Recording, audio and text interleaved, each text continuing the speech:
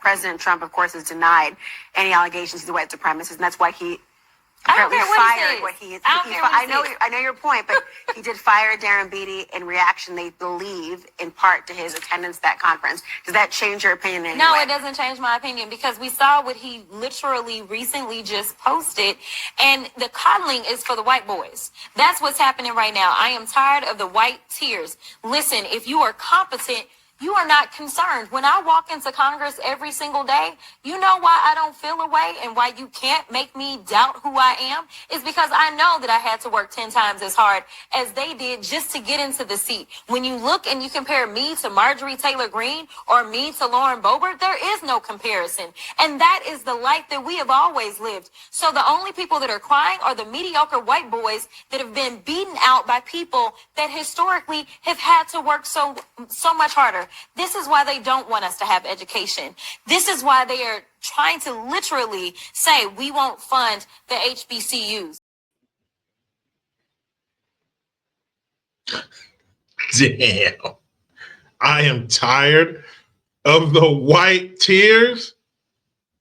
The coddling is for the white boys. Oh my goodness. Good damn afternoon, Americans. Jericho Green here with you once again. Damn. Make sure you give me a follow on X at @green_Jericho. Like and subscribe to this channel. That right there was Little Black Klan member. And I don't mean just her being black, but she's part of the Black Klan.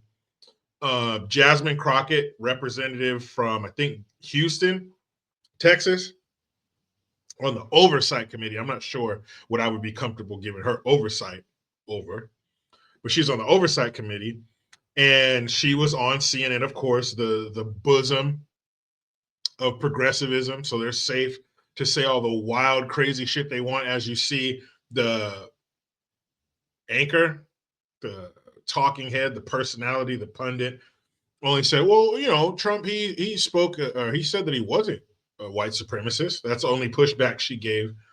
She went on to say a bunch of stupid shit, but one of the more stupid things she said was they're going to go ahead and defund HBCUs. Now, how is that possible when Trump permanently funded them the first time he was in office?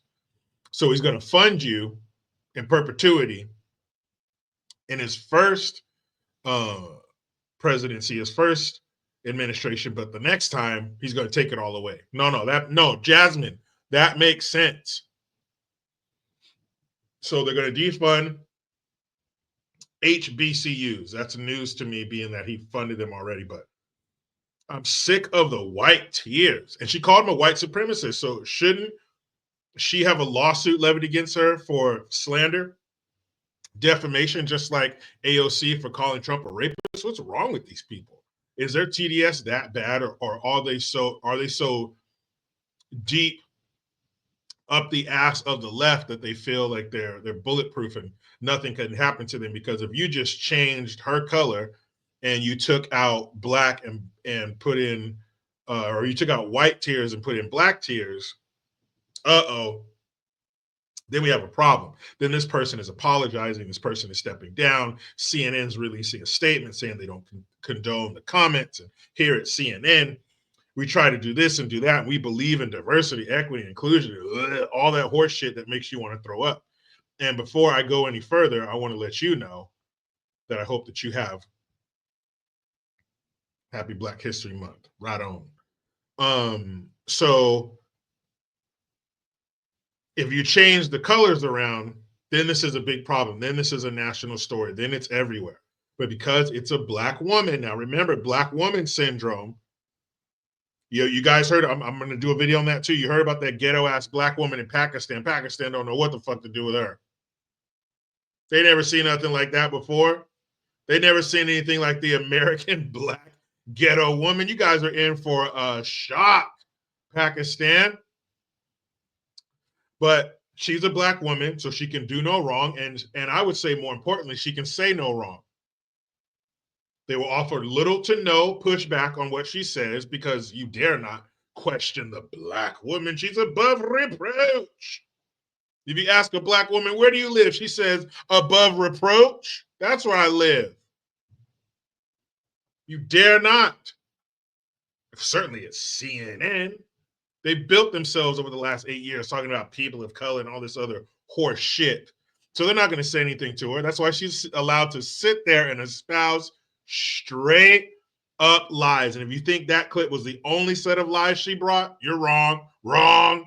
If they've already gone after affirmative action and they're saying, you know what, don't allow them to come into, say, these PWIs, as we call them, don't allow them to come into these institutions. We know why they created the HBCUs in the first place. It was because they wouldn't allow us into the white institutions. And so now they're not allowing us in. And now they're saying, you know what, we're also going to defund the HBCUs. You know why? Because they don't want any more Kamala Harrises. They don't want any more Jasmine Crockett's. But I got news for them. I don't care what they do. We will fight to the end to make sure that we get our due. Because again, if you want to talk about the people that shouldn't be in this country, you probably need to look in the mirror, because the last time I checked, the Native Americans who some of ICE have been rounding up, or the Puerto Ricans who are absolutely Americans, listen, the only people that came and colonized this place are your ancestors, Trump.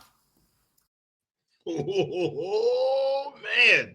I know there was a lot in that little clip, but the only people who came and colonized this country were your ancestors. Trump, colonizer. You know, at one time, that probably would have hurt somebody's feelings, but it means nothing because you jackasses use it all the time. But man, where do we start with the lies in there? We know why they built HBCUs, because they wouldn't allow us in the PWIs, as we call them. And if you don't know, that's a predominantly white institution. So HBCUs, who, by the way, all the prominent ones you've heard of, the Morehouse and where did Kamala Harris go? Howard and all that kind of shit, they were named after and or started by white people. How's that? Wait a minute. So you guys wear this HBCU as some kind of badge of honor when it was built and started by or named after a white person.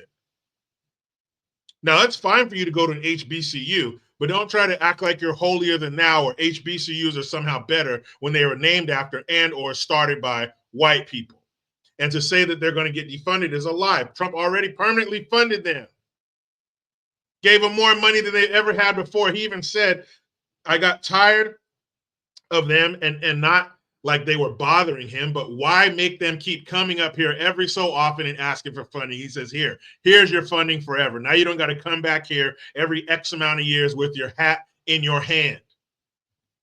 Not only giving them money, but giving them dignity. So they don't have to come up there every 4 years or so and ask for money over and over again. Here you go. Anything else you need? But that guy is a white supremacist. And what she's talking about is, when she said the coddling is for the white boys. It's this tweet that was sent out by this guy named Darren Beatty. He's getting hired. He got hired in the State Department by Marco Rubio, and he used to be a speechwriter for Trump, but he attended some event where he was on a panel with this known white supremacist, so he got fired for that. You know, the firestorm of being within a square mile of a white supremacist. And then he sent out this tweet, and when was it? Yeah, October of last year, so just a few months ago. He writes, competent white men must be in charge if you want things to work. Unfortunately, our entire national ideology is predicated on coddling the feelings of women and minorities and demoralizing competent white men. Now, the second part of that, unfortunately, our entire national ideology is predicated on coddling the feelings of women and minorities and demoralizing competent white men. That is definitely true. That is definitely true. And you can't lie to yourself and say that it's not. That's what they've built a lot of different things on. A lot of entertainment, academia, politics. It's all about people of color and black women and people of color, alphabet soup group, and cisgender straight white men are bad. So yes, that part is true. But to say that you need competent white men in charge if you want things to work, I don't agree with that. I believe that people are products of their environment. You could take anybody of any color, and if you put them in a good environment, they will turn out to do good things. If you put them in a bad environment, they'll do bad things. So I don't think your race, your color, the pigment, the color of the container that you come in has anything to do with what you're capable of. That part I don't agree with, if that's what he meant. Maybe as crazy as that may sound on the surface, maybe there is context to it. Everything has context. Maybe he meant something else by that. I don't know. But taking that statement on face value, of course I don't agree with that. That's stupid. I think most people wouldn't agree with that. But to call Trump a white supremacist because that guy is hired in the State Department, that's a bridge too far. That might be a little much. And for you to sit there and accuse Trump's ancestors of being colonizers and the Native Americans who ICE is rounding up, are you fucking stupid? Show me the video of ICE rounding up a Native American. It's in the title, you dummy. How tight is that weave on your head? Is it woven into your brain cells? Is it too tight? As you sit there with the hair that either came from an Indian woman or a machine, what's wrong with your natural black girl magic hair? Why do you have that shit sitting on top of your head? You look ridiculous. Everybody knows that's not your real hair. They're picking up, they're called Native Americans. That means, never mind, forget it. And he said they're picking up Puerto Ricans. Are you referring to what that idiot on The View said, that some Puerto Rican guy was caught up in a ICE raid, if that's even true? And that may happen, but then you say, hey, I'm Puerto Rican, or I'm from America, or I'm from Puerto Rico. Puerto Rico's a U.S. province. You're good. I remember in the service when we go to Puerto Rico, we had extended liberty because it's a U.S. province. So when you're on U.S. soil, you're liberty, meaning when you go out, because based on your rank, you have to be back at a certain time. We had what's called Cinderella liberty. You had to be back at midnight. But when we went to Puerto Rico, you could be back at 2 a.m. because it's a U.S. province. You get a little more leeway. So if that happens, if you put yourself in a position where you're around illegals and you get scooped up with the rest of them, well, once you let ICE know that you're either a Puerto Rican or American citizen, they'll let you go. Have a nice day. Remember little yellow face smiley stickers? Have a nice day. They'll probably stick one on your shirt. They're picking up Indians and Puerto Ricans. That stupid idiot sitting there, Lauren Coates, didn't say anything. Laura Coates, is that her name? Laura? You didn't say anything like, what the hell are you talking about? Who's rounding up Indians and Puerto Ricans? They believe, and they want you to believe, that anybody darker than a sheet of printer paper is going to get scooped up by ICE. Immigrants. They never say illegal. They just say immigrants. So even if you paid and you waited and you took the test and you paid the money, no. You're still going to get scooped up because you weren't born in America. Of course, not the European immigrants. Somehow they're going to escape capture. But all you darks, all you brown and black skin immigrants, you better be on the lookout. Jasmine Crockett, I think if you tried as hard as you could, and even if you put on a pair of ruby slippers and you clicked your little crusty heels together 3 times, you couldn't be more stupid than you are right now. Meet me in the comments. What say you? Should she get sued for calling Trump a white supremacist? Should people that dumb be allowed in politics because she thinks that ICE is picking up Native Americans and Puerto Ricans? I'll meet you in the comments. Talk to me, Goose. You know how we end these damn episodes. I like to highlight a story where a citizen did the right thing with their gun, and we call it good gun. And this is a good one. You know how it goes. I try to be done with the left, but they just won't let me. I'm out.